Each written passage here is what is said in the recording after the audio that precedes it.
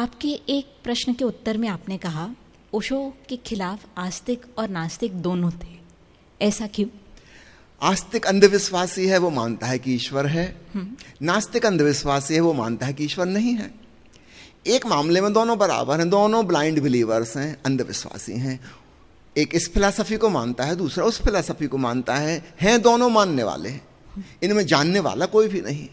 और ओशो हैं जानने वाले। उन्होंने सत्य की प्रतिज्ञा की। He recognised the ultimate truth of life. तो वो मान्यता के खिलाफ हैं। वो कह रहे हैं कुछ भी मानो मत, स्वयं जानो। तो आस्तिक भी उनसे नाराज हो जाएगा। ओशो कहेंगे तुम्हारी आस्तिकता थोथी बकवास, तुमने दूसरों से सुन लिया इसलिए तुम मान रहे हो। और नास्तिक से कहेंगे तुम भी झूठे, तुमने सुनी सुनाई पढ़ी लिखी बातें, कहीं से तुम प्रभावित हो गए, तुम मानने लगे ईश्वर नहीं है। क्या तुमने स्वयं जाना है? तुमने स्वयं ईश्वर की खोज की है? एक आदमी हिंदुस्तान में पैदा हुआ जहां आस्तिक परिवेश था, वातावरण था, माहौल था। बचपन से उसने अपने माता पिता को, परिवार के लोगों को, आसपास के लोगों को पूजा पाठ करते, क्रियाकांड करते धर्म के देखा। बचपन उसकी कंडीशनिंग हो गई आस्तिक की, वो भी पूजा पाठ करने लगा, तीर्थ यात्रा करने लगा। एक दूसरा आदमी सोवियत रशिया में पैदा हुआ, जब वहां पे कम्युनिज्म का राज्य था। वहां टेक्स्ट बुक में पढ़ाया जा रहा था कि कहीं कोई ईश्वर नहीं है, धर्म अफीम का नशा है, कार्ल मार्क्स के सिद्धांत बचपन से सिखाए गए थे। चर्च सब धूल दूसरित कर दे गए थे, या जो बिल्डिंगें थी उनको कम्युनिस्ट पार्टी का दफ्तर बना लिया गया था।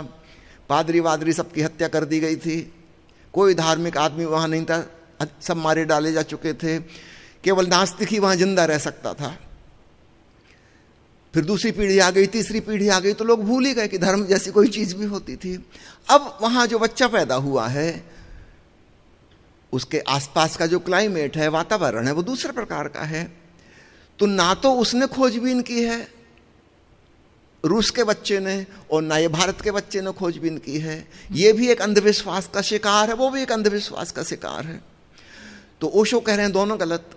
दोनों गलत यानी अंधविश्वास करना गलत जी। ओशो हमें प्रेरणा दे रहे हैं कि तुम स्वयं सत्य की खोज करो, पहले तुम जानो, तो यात्रा पे निकलो।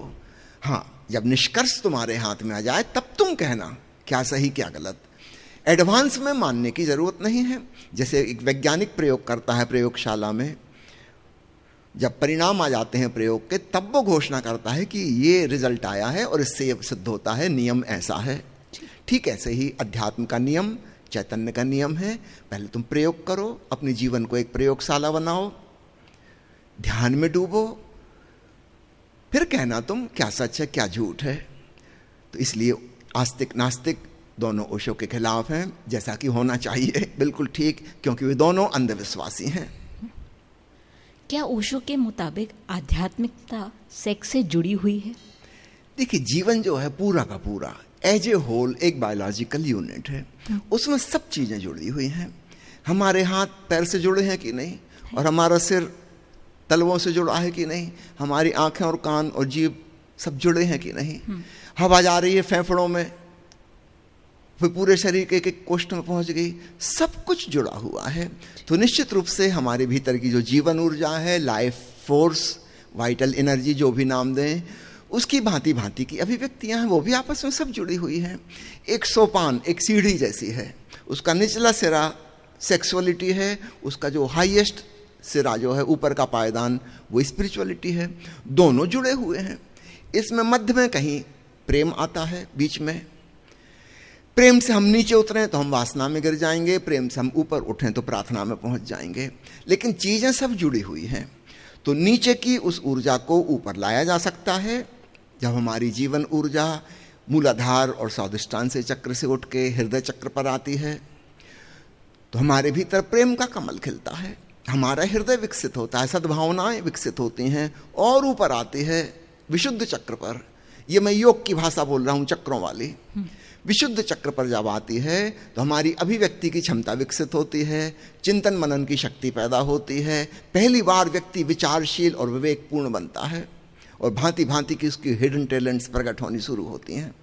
जब यही शक्ति तीसरे नेत्र पर, शिव नेत्र पर पहुंचती है, तो अंतर्दृष्टि पैदा होती है। इंट्यूशन पावर से वह जुड़ जाता है। किसी दूसरी दुनिया से उसका जोड़ बन जाता है।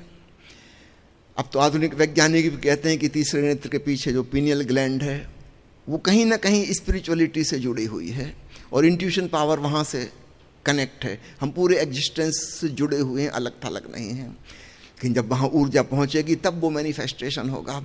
और ऊपर जब ऊर्जा पहुँचेगी सहस्त्रार पर, तब सहस्त्र दल कमल खिलेगा, समाधि का, संबोधि का ब्रह्म ज्ञान घटित होगा। तो सब चीज़ें जुड़ी हुई हैं, ऊर्जा एक है। तो बजाय उसको सेक्सुअल एनर्जी कहने के मैं एक दूसरा नाम देना चाहता हूँ, एक न्यूट्रल नाम। जैसे ही हम कहते हैं काम ऊर्जा, ऑलरेडी उसमें एक नेगेटिव कनोटेशन, एक निंदात्मक भावना आ जाती है। नहीं, कहना चाहिए जीवन ऊर्जा, लाइफ एनर्जी, वाइटल फोर्स। तो सेक्स भी उसका एक मैनिफेस्टेशन है, साहस भी उसका एक मैनिफेस्टेशन है, प्रेम भी उसका एक मैनिफेस्टेशन है, क्रिएटिविटी भी उसका मैनिफेस्टेशन है, विल पावर भी उसका मैनिफेस्टेशन है, इंट्यूशन भी उसका मैनिफेस्टेशन है, और सेल्फ रियलाइजेशन, गॉड रियलाइजेशन भी उसी का मैनिफेस्टेशन है। और निश्चित रूप से सब चीज़ें जुड़ी हुई हैं। तो हमें एनर्जी का दमन करके उसको नष्ट नहीं करना है, जैसा कि पुराने धार्मिक लोग समझते थे कि ये गलत है, इसको दबा दो, छुपा दो, उससे केवल विकृति पैदा होगी। नहीं, हमें उसका ट्रांसफॉर्मेशन करना है, हमें सीढ़ियाँ ऊपर चढ़नी है, ऊपर की तरफ ले जाना है, उसको दबा के वहीं ख़त्म नहीं कर देना है। ये ओशो की दृष्टि में फ़र्क है।